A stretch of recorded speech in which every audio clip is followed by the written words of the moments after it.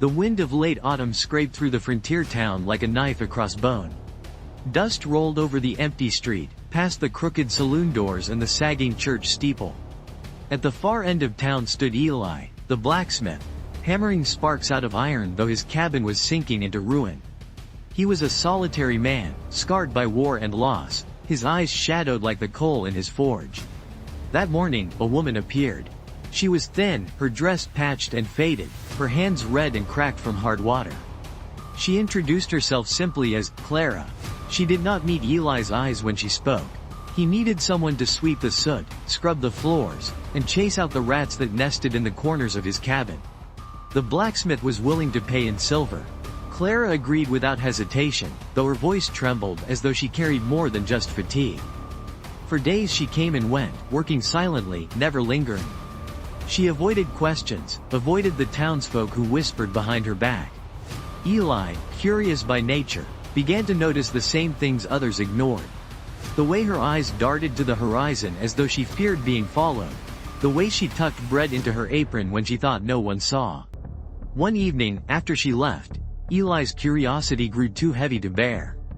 Against the laws of decency but driven by a gnawing sense of unease, he followed her at a distance. Through the dusk, across the barren scrubland, he trailed her footsteps until the glow of a lantern flickered from a shack leaning against the tree line. Clara slipped inside. Eli crept closer, and what he saw froze him where he stood. 5 children sat huddled around a single candle, their faces pale, their ribs sharp under thin shirts. They turned when Clara entered, and one little boy whispered, "Mama's home." The blacksmith stepped back, his chest heavy. He had hired her to clean his cabin, yet she was holding up a home of her own, if one could call it that. 5 children, alone in a shack with nothing but scraps of bread and the strength of their mother's will. Eli knew this discovery would change everything. The frontier was cruel to the weak. Secrets were currency, and hers was one worth more than gold. He gripped the handle of his hammer as though it could steady him. The question was no longer why she worked, but what she was hiding from. And whether danger would soon follow. If you want more haunting Western tales like this, don't forget to like and subscribe. It keeps the fire burning for the next story. Sleep wouldn't take Eli. The forge hissed itself to quiet and the town folded into wind, but his mind stayed lit like a coal that wouldn't die. Before dawn he ladled stew into a tin pail, wrapped 2 blankets in burlap, and walked out past the last hitching post toward the tree line. Frost made the scrub shine like broken glass. When he reached the shack, he knocked twice with the back of his knuckles so as not to seem a threat. Clara opened on a chain. Her face was less a face than a set of tired decisions. The smell inside was thin, soap that had run out yesterday, bread that had gone hard 2 days before that. He lifted the pail as if it were an apology. She let him in. 5 children watched him with animal-still eyes. The oldest girl, Ruth, maybe 12, with a braid that had come undone down her back. Jonah, stiff with the need to be brave. Little May with a cough. And the twins under a blanket, Tom and Lizzie, 4 years and the weight of a dozen. They didn't rush the food. Hunger had taught them not to insult a kindness by seeming desperate. "Won't tell nobody," Eli said, setting the pail on a crate. "I ain't got nobody to tell." Clara's jaw moved once, like she was going to say thank you and then swallowed it. "We won't be here long." He noticed things the way a smith notices weaknesses. The broom propped by the door worn down to the binding, the boards under the stove blackened, as if they'd burned paper there. A scrap of char with 2 letters left on it, K. It meant nothing, or it meant everything. He ladled bowls, then turned to the small window. Outside, a patch of churned earth by the well. He stepped out under pretense of bringing in more wood and crouched low. Big boot prints. Not Eli's, not any of the kids. The right heel had a corner missing. A bite taken out like a coyote's jaw. He found a dull brass casing wedged in the mud. .44 to 40. Fired and left like a calling card. When he came back in, Clara's eyes were on him. She had seen him see. "Don't," she said. "Don't go making this into more than it is." "What is it?" he asked, gentle as a file on soft iron. She tucked hair behind her ear with a hand that shook. "Work, debt, things that don't belong to us trying to own us anyway." The girl Ruth put a hand on her mother's skirt. "He came last night," she said into the cloth. Clara hushed her, but the words were out, floating like cinders. A man with a scar. Eli felt the word settle in his bones. Scar. The casing in his pocket clicked against his wedding band. He still wore it though it had no finger to mean. He set his jaw. You got a name for him? Clara stared at the floorboards as if the answer lived down there with the mice. Whit Riker, she said finally. He works for men who keep ledgers and forget that those marks mean lives. He says I owe them for my husband's mistakes. She swallowed. He says what's owed can be taken, in coin or in kind. Eli felt the forge wake inside him. You tell the sheriff? Her laugh was small and cruel at the same time. Sheriff sells his iron to the same men Riker serves. He keeps his town safe by keeping their books straight. I won't get weighed right on their scale. The twins watched him, wide-eyed. The cough from May rattled like a paper fan. Eli left the blankets, left a small sack of flour he hadn't brought but somehow had. He'd planned this the whole time without admitting it to himself. Before he stepped out, he said, if he comes again, you haul those young'uns under that trap plank there. He tapped the loosened board with his boot. You nailed it easy for a reason. Clara's face flickered. She hadn't known he'd noticed. Don't involve yourself, Mr. Eli. Not much of a choice, he said. You cleaned my place. I seen your life. Can't scrub that out. By mid-morning the town smelled like coffee and horse. Eli went to the general store under a sky that promised weather and asked for paraffin and lye, things Clara had been buying. The storekeep thumbed his ledger, licking his finger each page. She's got a tab. Pays small and regular. Polite. Quiet. You got an interest? The man's eyes were mirrors, reflecting Eli back at himself. Interest in my floors staying clean, Eli said. Any strangers asking about her? The bell on the door rang and answered for the storekeep. A man drifted in like smoke knows a fire. Tall, lean in a black coat gone shiny at the seams. A scar running from the hinge of his jaw to the corner of his mouth. An old split that had healed wrong and made every almost smile look like a threat. He brushed dust from his hat brim with 2 fingers and showed the counterman a tintype, a woman and 5 children frozen in silver. Seen this family? His voice had been sharpened on whiskey and kept that edge. Eli lowered his face to a barrel of nails, counting nothing. The storekeep cleared his throat. Plenty of families come through. The stranger's eyes turned, slow as a gun turret. They slid over Eli's apron, took in the burn on his forearm, the weight of his shoulders. The man's boots were new soles on old uppers. When he shifted, Eli saw it. The right heel, a bite out of the corner. The world clicked like a cylinder seating around. Name's Whit Riker, the stranger said, almost friendly. I keep account of things don't like to be counted. He set a silver dollar on the counter. It looked like a small moon. Information weighs heavy. Might help to lighten it. Eli met his eyes only long enough to give him nothing. I sell horseshoes and hinges. Don't traffic in people. Riker's smile cut. That's so. He took back the coin without looking. You see a woman fits that plate, you tell her debt's come due. He tipped his hat and left, and the bell sounded again like a small alarm that no one answered. Eli counted 10 breaths, then 20, then he walked out into the glare. Riker's horse stood hitched, a chestnut with a snakeskin wrap on the cantle, the kind some men used as a signature. The brand on its hip was an R with 2 small stars. Eli filed it away. He looked down as Riker mounted. The heel notch flashed at him like a wink.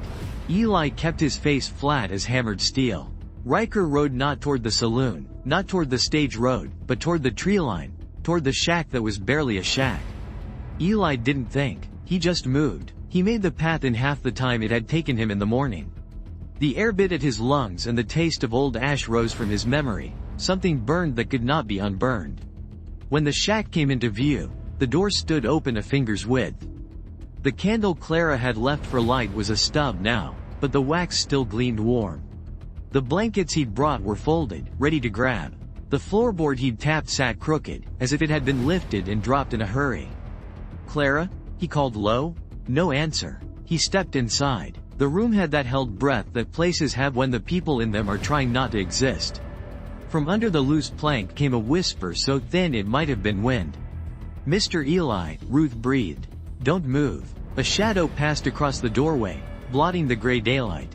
Boots stopped just outside. Eli saw the curve of the right heel through the crack at the threshold, saw the missing corner settle into the dust a handspan from his own toes. Metal clicked. A hammer finding the first notch. Riker's voice came soft as leather pulled taut. "Debt collector's home," he said. "Time to settle up." The shack seemed to shrink around them, the air pressed down by the weight of Riker's voice. Clara crouched by the trap plank, one hand gripping Ruth's shoulder, the other pushing the little ones further into the dark. Eli stood between the door and the hidden children, his body nothing more than a wall made of scarred flesh and iron will. Riker stepped inside with the patience of a man who already believed the world was his. The scar down his jaw gleamed in the half-light, his hat-brim shadowing eyes that had measured too many debts in fear. His revolver rested easy in his hand, barrel lowered but alive. "I see you've taken to charity, Blacksmith," he said. "Bread, blankets, maybe a kind word or two. But a man can't hammer away another's ledger. Debts don't vanish with stew." His smile tilted, sharp and wrong. Eli didn't answer right away. He felt the forge inside his chest flare, but he knew sparks burned out quick. Instead he said, "Lo, best put that iron away. Kids don't need to see it." Riker chuckled. "Kids don't need to be born into a thief's blood either, but here we are." He scanned the room. His eyes slid over the crate, the stove, the bucket by the wall, lingering on the uneven board under Eli's boot. His scar twitched. "Ah," he murmured, "always a trap door with folk like her." Clara stood. She looked smaller than ever, but her voice carried a defiance that surprised even Eli. "You'll not touch them. Whatever debt Sam owed you died with him in that canyon." Riker tilted his head. "A debt doesn't die, ma'am. It breathes. Husband owed us coin, he paid with blood. That leaves the ledger open. You and your brats are the ink left to settle it." Eli shifted, drawing Riker's gaze back to him. His hammer wasn't in hand, but his weight leaned forward like he was bracing for an anvil strike. "Funny thing about ledgers," Eli said. "Ink fades if you burn the page." Riker's revolver lifted an inch. The children under the plank held their breath so long the silence felt like glass about to shatter. Clara's hand hovered at her apron, as if she could shield them with nothing but cloth. The door creaked again. A second man slipped in, lean, pale-eyed, carrying a shotgun broken over his arm. He wore no scar but shared the same hollow smile. Riker's voice turned easy, almost pleasant. "Meet Cade. He's the arithmetic. I do the reading, he does the sum." Eli's pulse hammered. 2 men, 1 pistol, 1 scattergun. The shack's walls were thin, the stove barely warm. He calculated distances like iron lengths. Riker 6 feet away, Cade 8, children 3 feet behind the plank. One wrong move and the ledger would close in blood. Clara's voice cut through, brittle but firm. "You take another step, I scream. The whole town will hear." Riker smirked. "The sheriff will hear, you mean? He'll ask me what trouble I'm tidying. I'll show him the contract your husband signed. He'll shake my hand for keeping order." His eyes turned back to Eli. "But you, what's your excuse, Smith? You aiming to buy yourself a problem that ain't yours?" Eli felt the weight of his hammerless hand. He thought of his cabin, soot scrubbed by Clara's weary arms. He thought of the 5 small faces bent over stew, trying not to eat too fast. His throat tightened. "Ain't buying," he said. "I'm forging." Riker's brow furrowed. Eli lunged. The move was raw iron, not polished steel. He slammed his shoulder into Riker's chest, the revolver jerking up, firing wild into the roof. Wood splintered, dust fell. The children screamed. Cade snapped his shotgun closed, but Clara hurled the iron pot at his head before he could aim. It clanged off his temple, buying seconds. Eli wrestled with Riker, fists striking like hammers, but the scarred man was coiled muscle and rage. They crashed against the stove, embers scattering. Riker's revolver skidded across the floor. Clara dove for it, fingers trembling but desperate. "Don't!" Riker roared, slamming Eli against the wall so hard the boards cracked. Cade staggered upright, blood streaking his face, shotgun swinging toward Clara. Time slowed. Eli saw her hands close around the revolver, saw the twins' eyes peeking through the plank, saw the muzzle of Cade's gun leveling on them all. He drove his head forward, smashing into Riker's scarred jaw, sending pain singing down his own spine. The shotgun thundered. The shack shook. Smoke filled the room. For a heartbeat no one moved. Then Eli turned, ears ringing, vision blurred. Clara was crouched low, revolver in hand. Cade's shotgun barrel smoked. A hole gaped in the wall, daylight streaming through. No children's cries came from the plank, only silence too thick to bear. Riker wiped blood from his lip, smiling with teeth gone red. "Ledger's near balanced now," he hissed. Eli felt fire crawl up his chest. He knew this wasn't the end. This was the beginning of a war. Smoke thinned into light. The shot had torn a fist-sized hole through the plank wall and blown straw across the floor, but the cavity beneath the loosened board had kept the children low enough to live. Eli dropped to his knees and pried the plank up. 5 faces blinked back at him, powdered with dust, pupils blown wide as if their eyes were trying to swallow the day. May coughed, a wet, tearing sound, but the blood on her lip was from a splinter, not shot. The breath Eli didn't know he'd been holding left him in a shudder. Riker steadied himself, teeth red, eyes bright with a kind of patient fury. Cade worked the shotgun open with shaking hands, one barrel still loaded, the other hissing a thin curl of smoke. For a long second no one moved. Then, faint and far, a hammer rang in town. Someone shaping iron, someone living like the world hadn't just tilted. "Next time," Riker said, voice smooth again, "there won't be a wall where a wall needs to be." He touched his split lip with 2 fingers, inspected the blood like it belonged in a ledger, and smiled. "We'll do this proper. With papers." He backed out, Cade covering with the shotgun as he followed.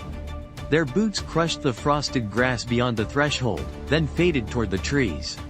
Silence poured back in, heavy and accusing. Clara slid down the wall, revolver slack in her hand, knuckles white. Eli took it, popped the cylinder, checked the rounds like he would check nails for flaws. 1 spent, 5 live. His heart slammed against his ribs. "We can't wait on their papers," he said. "You'll come to my place. The forge'll hide you better than this." Clara's head shook on instinct. If the sheriff comes, he'll find me, not you."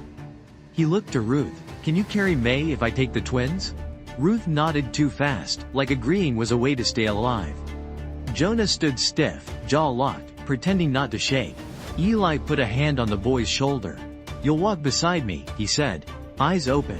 We need your kind of seeing."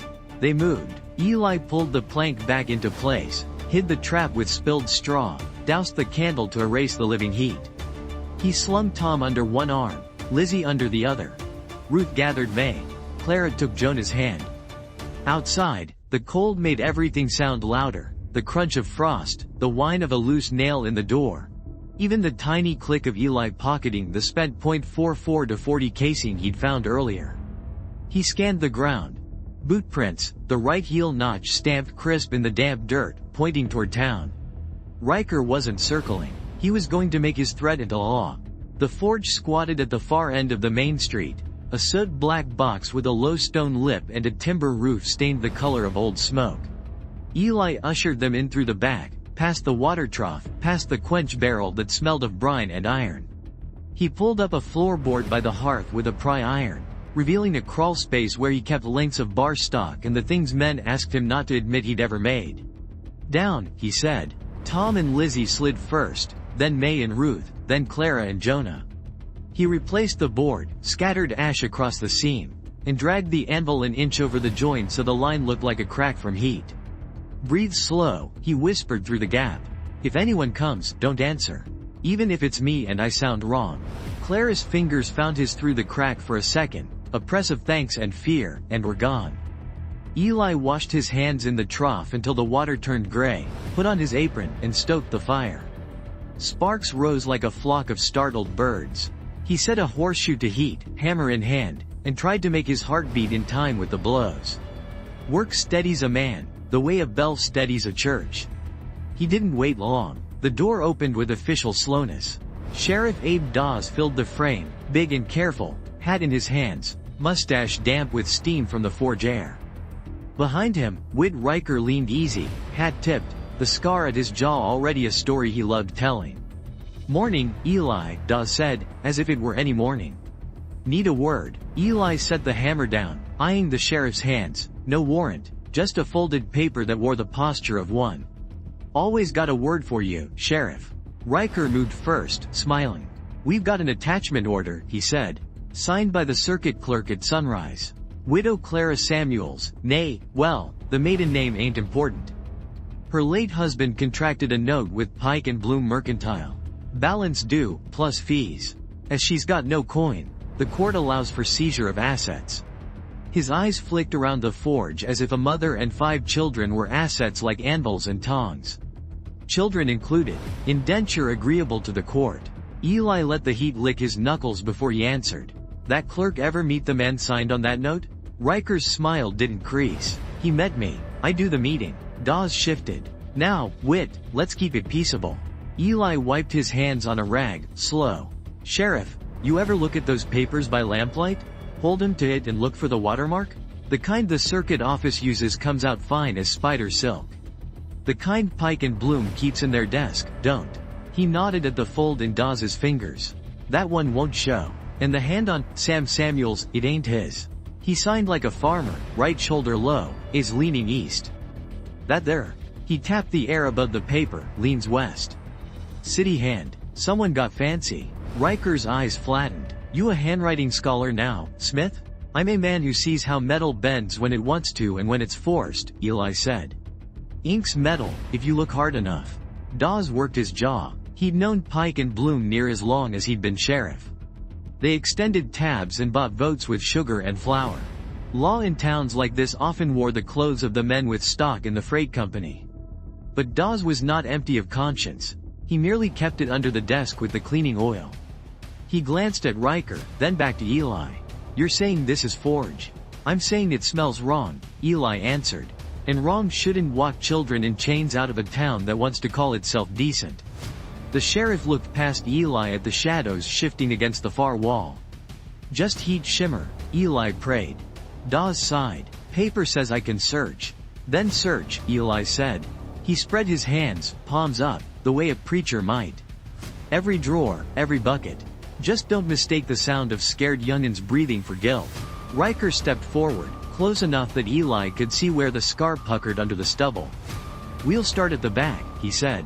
Eli moved faster than the man expected. He caught Riker's forearm, not hard enough to be assault, just enough to redirect. Front first, he said quietly. Where the lawman can see you honest. His grip tightened a breath, then released. Riker's eyes flared, then cooled. Front then, Riker said. They searched. Dawes lifted lids, peered into coal bins, kicked at a crate or two. Riker's gaze crawled over every surface like a measuring tape. Eli kept them moving with a blacksmith's patter, iron weights, shoe orders, hinges for the schoolhouse. All the ordinary business that makes a town forget its cruelty. Sweat trickled down his spine. Under the floor, a cough tiptoed and died.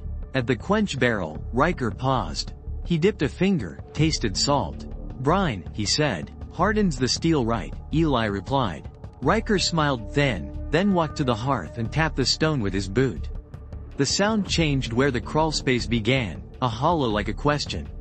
Riker's head tilted. You keep anything under there besides secrets? Barstock, Eli said. And mistakes. Riker looked at Dawes. The sheriff's eyes had gone to the folded paper again, to the bend in the letters where east suddenly became west. He lifted his hat, scratched his scalp, and put the paper back under his arm. When he spoke, his voice carried the weariness of a man trying to stand astride 2 roads at once. Wit, he said, I ain't opening a blacksmith's hearth without a warrant I trust. You bring me one with a clean seal, I'll come back. Today I've seen enough. For a heartbeat, nothing existed but the fire and the 3 of them in the glow. Then Riker's mouth stretched in the shape of a smile that didn't reach his eyes. Sheriff runs his town, he said. I run my books. See you soon, Eli. He tapped the anvil with 2 knuckles as if it were a headstone and walked out. Dawes lingered. You'll make this harder than it needs to be, he said quietly. Sometimes hard's the only honest way, Eli said. The sheriff nodded once, an old grief moving behind his eyes, and left. Eli waited until their bootfalls were ghosts. Then he pulled the board and reached down. Hands came up to meet his, small and shaking. He lifted them out one by one. Clara stood last, hair fallen from its pins, face set. How long until they come back? She asked. Not long, Eli said. He held up the sped casing he'd taken. But we won't be here waiting. We're going to prove your Sam never signed their lie. He looked at Jonah. Your pa have anything? Letters, a Bible with his name scratched inside? Jonah nodded. At the church, he said. Reverend Keats kept it safe when we started running. Then we start there, Eli said. He banked the fire, grabbed his coat, and handed Clara the revolver. "Keep this in your apron. Ruth, wrap May tighter. We move by alleys." They slipped out the back into wind that smelled of snow. Across the way the church steeple leaned like a tired watchman, the cross black against a pewter sky.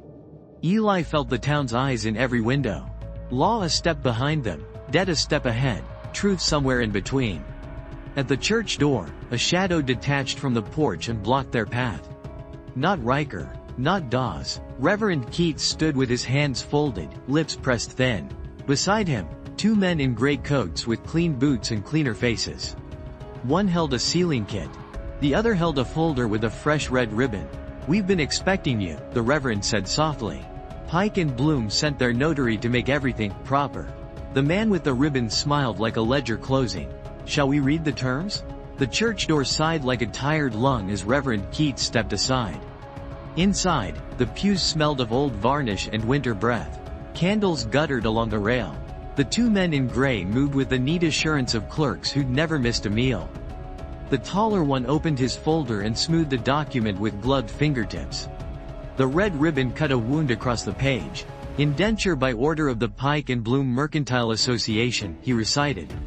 "Whereas the widow Clara Samuels, issue. Ruth, Jonah, May, Thomas, Elizabeth." "Stop reading my children like items on a wagon," Clara said. Her voice trembled, then found iron. "You'll say their weights next?" The shorter clerk's smile did not change. "Evaluation will be entered after examination." Eli felt heat lick his throat. He stepped between the family and the men, the soot of the forge still in the lines of his hands. "Reverend," he said without looking away from the ribbon, "you told the boy you kept his father's Bible? Papers inside with Sam's name?" Keats's face was winter pale. He glanced at the gray coats, then at Clara, and something in him flinched. "The vestry," he said at last. "I keep records where the damp can't harm them." He moved toward the door beside the pulpit. The clerk with the ribbon slid into his path. "We're here to make this tidy, Reverend. The sooner you accept the court's terms, the sooner this town can get back to prayers without disturbance." Eli's voice went low. "You sure you want to lay a hand on a preacher in his own house?" The man's hand drifted back, not in fear, but in calculation. "We'll supervise," he said. "Bring the Bible. We'll compare signatures." The word turned oily in his mouth. Keats vanished into the vestry. In the hush, Ruth squeezed May so close the little girl wheezed, and Jonah stared at the notary's seal the way a boy stares down a snake. Too long, but unable not to. Tom and Lizzie hid their faces in Clara's skirt, the cloth stiff with scrubbed in ash. Bootsteps sounded outside, slow, deliberate. Eli didn't need to turn to know who cast that shadow through the frosted glass. Whit Riker pushed the door with 2 fingers and entered as though the light belonged to him.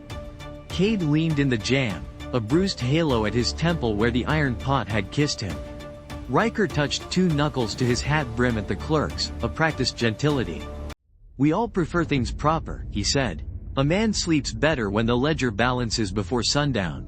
"Ledger's wrong," Eli answered. "And you know it." Riker's eyes moved over Clara, then paused on Jonah, measuring the boy as one might measure a plank. Length, grain, future use. Wrong is a word poor folks use when paper doesn't smile on them. The vestry door clicked. Keats emerged, holding a heavy Bible bound in cracked brown leather, twine tied crosswise to keep it from shedding its life in flakes. The Reverend placed it on the communion rail with a care he had not shown the notary's page. He untied the twine, opened to the family pages. Names lived there in fading ink. Births, a marriage, a death written in a trembling hand that had tried to be neat. Samuel Isaiah Samuels. The letters squatted bold, each a leaning east like it meant to walk. Keats looked to Eli and then to Clara. "Your husband, his hand signed this," he said. "Often and the same. Births of the twins. Purchase of a plot. I witnessed that last line."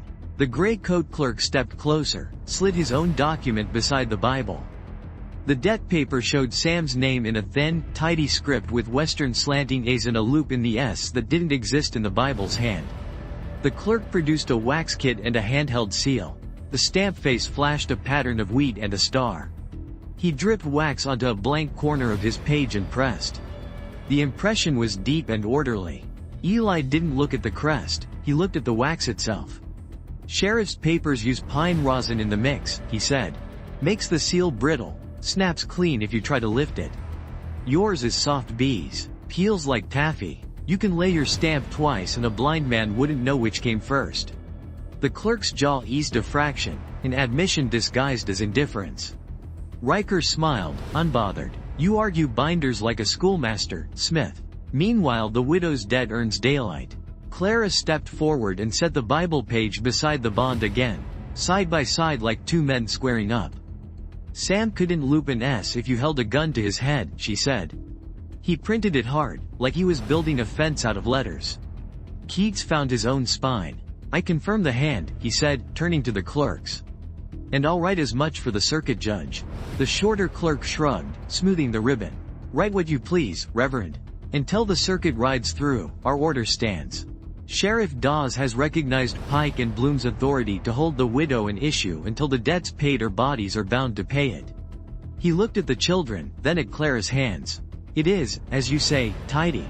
The church bell rope dangled by the door, a tail waiting for a hand. Eli seized it and pulled.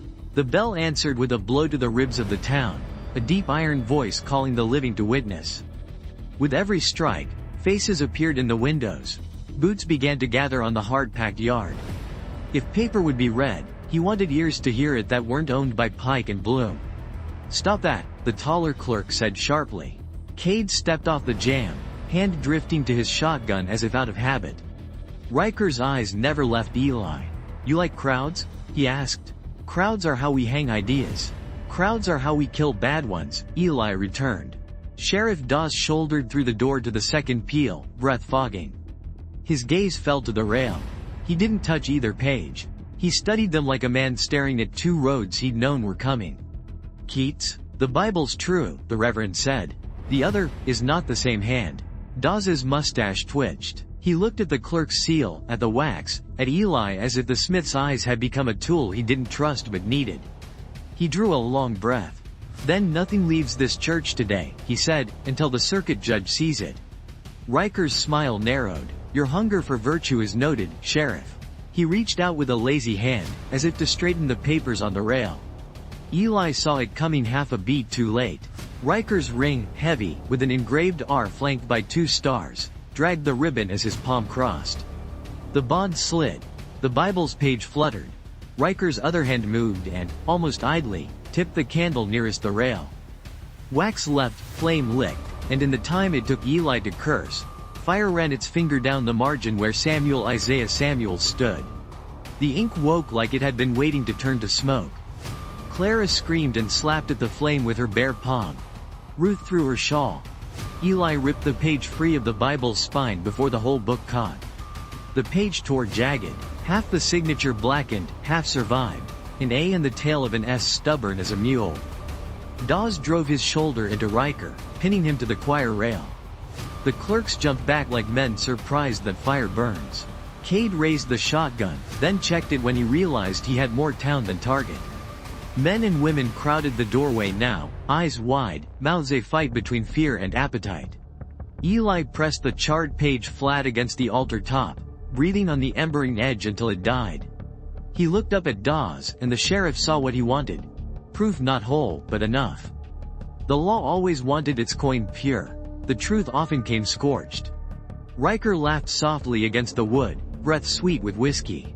Clumsy thing, paper, he murmured. Catches fire. Funny, Eli said, holding the half-signature high so the crowd could see, so do men who play with it. Sheriff, the taller clerk snapped, recovering his starch. Arrest this Smith for assault. Seize the woman and issue pending judgment. Dawes didn't move. He looked at the ring on Riker's hand, the R with 2 small stars. He looked past him toward Main Street, where the Pike and Bloom office sat fat and quiet. His jaw set. Office first, he said. We're going to weigh Pike and Bloom's ledgers in front of God and these people, today. If their seal and their sums don't square, I'll shut their doors and wire the judge myself. Riker's eyes cooled a degree. You'll choose poverty over order, he said. Brave, short-lived. Eli gathered the Bible, the half-burned page, the bond he stole back from the clerk's soft fingers. He handed the Bible to Clara. She clutched it like a living thing. "Move," Dawes ordered, gesturing toward the street. The crowd parted to make a path toward Pike and Bloom. They had taken 3 steps into the cold when a shot cracked from somewhere above the street, a flat, mean sound that made the bell in the steeple shiver. Glass dusted from the Mercantile's upstairs window. The first man in the crowd, old Mr. Cullen, who'd come to see the fuss, stumbled and folded as if kneeling to pray, but he did not rise. Cade's laugh floated thin. "Ledger keeps itself," he said. Eli shoved Clara and the children behind the low stone wall of the churchyard. Dawes bellowed and dove for the nearest hitching post. Riker stood upright in the open like a man posing for a portrait, eyes on the second-floor darkness where a rifle had just spoken. "Back to order," he said softly. The churchyard was chaos. Folks scattered as the echo of the rifle hung over town. Eli shoved Clara and the children behind the stone wall. Dawes cursed, drawing his revolver, scanning the Mercantile's dark upstairs window. Riker didn't flinch. He stood straight in the open, Scar tugging his mouth into that crooked half-smile. "See? Ledger's balance quick when bullets hold the pen." Another shot cracked. Dust leapt from the hitching post inches from Eli's head. He yanked Ruth and Jonah lower, heart-hammering. Cade leaned his shotgun against his shoulder, calm as a man waiting for coffee. Inside, Dawes barked, waving people back into the church. "Shut the doors." But too many eyes were watching, too many ears had heard the bond and seen the half-burned page. Truth had spilled into the street and couldn't be shoved back. Eli spotted it then. Smoke drifting from a cracked shutter above Pike and Bloom. "Single rifle," he muttered. "Not a line of men." He caught Dawes's eye. The sheriff nodded once, quick understanding. Riker tipped his hat. "Judge won't hear a word if no witness lives to tell it." He turned as if to stroll toward the Mercantile itself, like a man meeting a partner. Eli felt the fire in his chest. He pulled Clara close. "Stay low, no matter what." Then he rose, hammer in hand, stepping into the street where the wind carried grit and the smell of gunpowder. The crowd held its breath. The next shot would decide whether the town belonged to the law or to the ledger. The churchyard was chaos. Folks scattered as the echo of the rifle hung over town. Eli shoved Clara and the children behind the stone wall.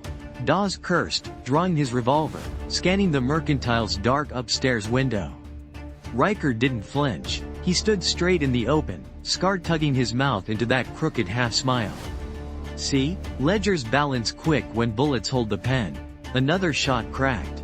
Dust leapt from the hitching post inches from Eli's head. He yanked Ruth and Jonah lower, heart-hammering. Cade leaned his shotgun against his shoulder, calm as a man waiting for coffee. Inside, Dawes barked, waving people back into the church. "Shut the doors." But too many eyes were watching, too many ears had heard the bond and seen the half-burned page. Truth had spilled into the street and couldn't be shoved back. Eli spotted it then. Smoke drifting from a cracked shutter above Pike and Bloom. "Single rifle," he muttered. "Not a line of men." He caught Dawes's eye. The sheriff nodded once, quick understanding. Riker tipped his hat. "Judge won't hear a word if no witness lives to tell it." He turned as if to stroll toward the Mercantile itself, like a man meeting a partner.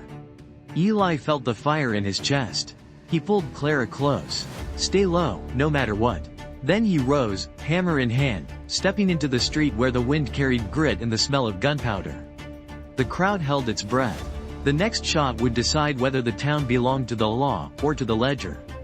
The street lay silent except for the hiss of the forge cooling behind Eli. He walked out slow, hammer heavy at his side. Every window shutter felt like an eye, every roofline a rifle. From the Mercantile's upper window came the glint of a barrel. Eli angled left, boots crunching grit, daring the shooter to follow. Another crack split the air. Splinters burst from a water trough, spray falling like rain.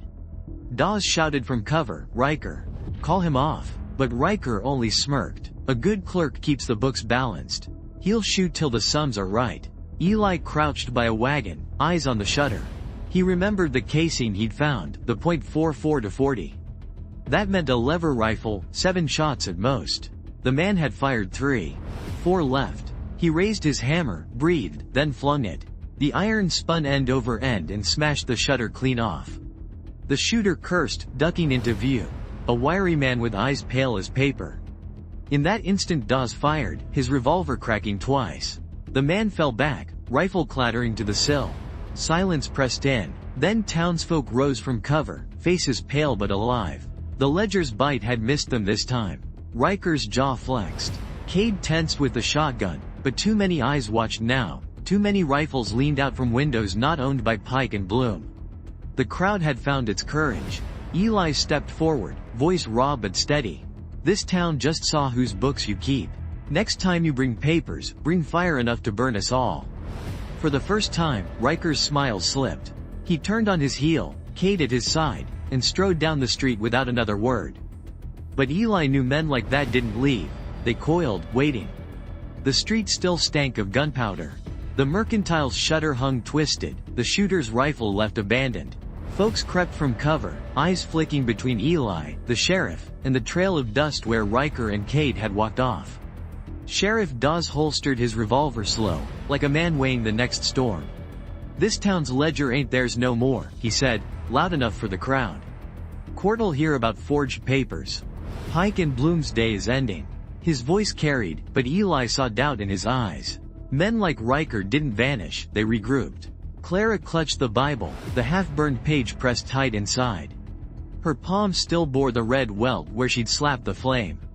The children huddled at her skirt, watching the townsfolk as if deciding whether the world would spit them out again. Eli lifted his hammer from the dirt. His voice was gravel but clear. "They'll come back. Scarred men don't leave debts behind. But you all saw today, truth can burn without dying. You stand together, you'll outlast their ledgers." A murmur rippled through the crowd. Fear, yes, but also steel. Men nodded. Women clutched their shawls tighter but didn't turn away. The town had seen blood and smoke, but it had also seen a line drawn. Dawes looked at Eli. "You just painted yourself the mark, Smith."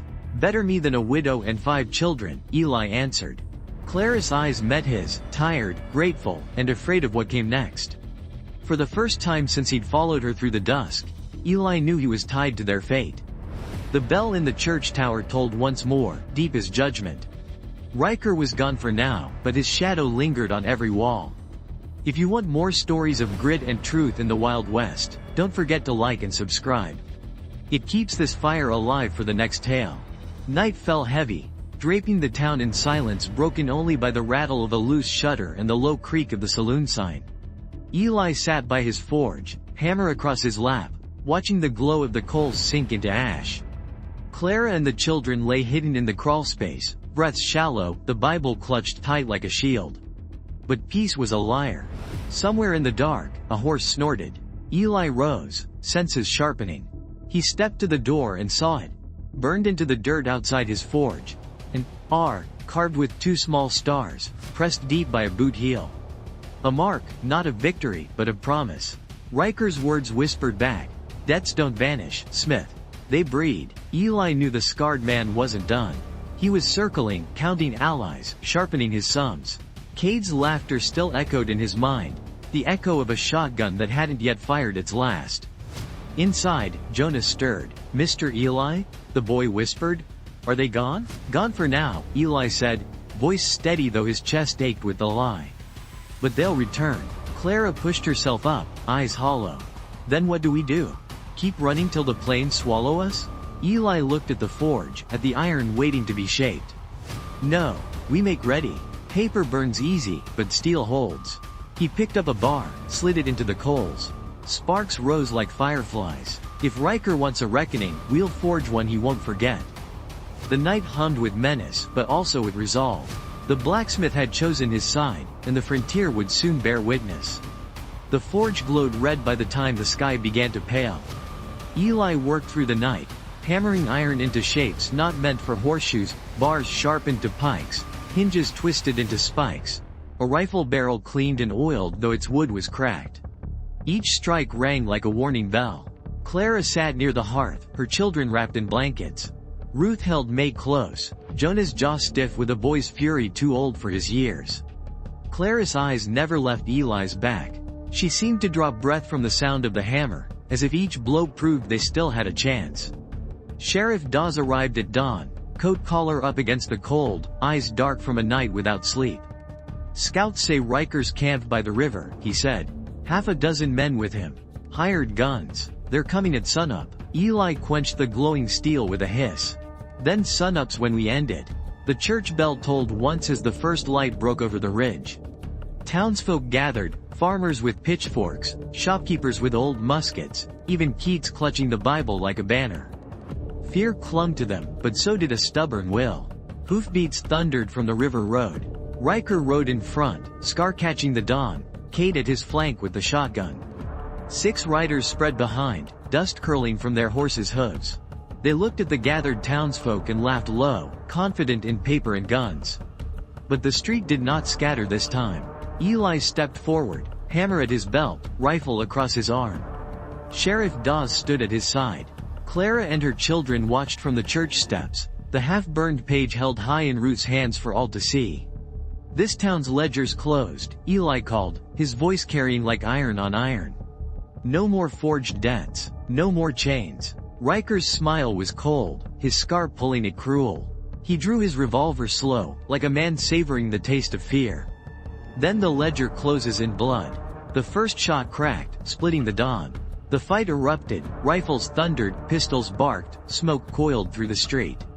Eli's hammer struck bone and steel alike. Dawes's revolver flashed, and the townsfolk roared with a fury born of hunger and years of being owned. When the smoke cleared, 3 riders lay in the dust. Cade's shotgun was silent forever, his laughter gone. Riker staggered in the street, scar split open, revolver empty. His eyes found Eli, rage and disbelief warring in them. "You'll never win," he gasped.